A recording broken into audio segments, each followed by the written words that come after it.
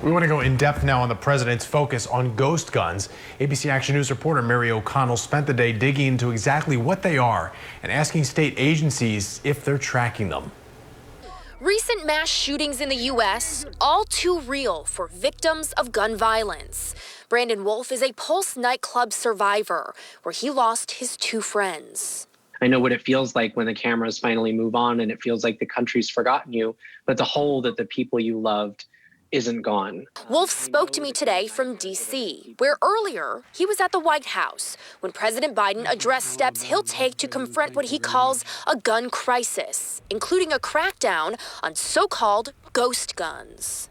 These are guns that are homemade, built from a kit. They have no serial numbers.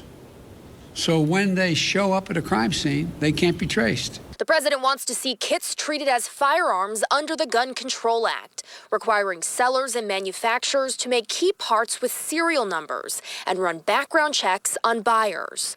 I spoke to Kevin Richardson, a retired special agent with the ATF. So when you begin to start having these manufactured firearms with no serial number, it just becomes unaccountable and untraceable. You just don't know where they come from. It's a big hobby.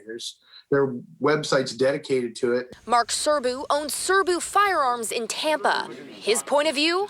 If someone's going to go and use it and make their own gun and go use it in a crime, it doesn't really matter if it's got a serial number or not, because you're not going to trace it anywhere. This guy made it. So what the heck good is that going to do?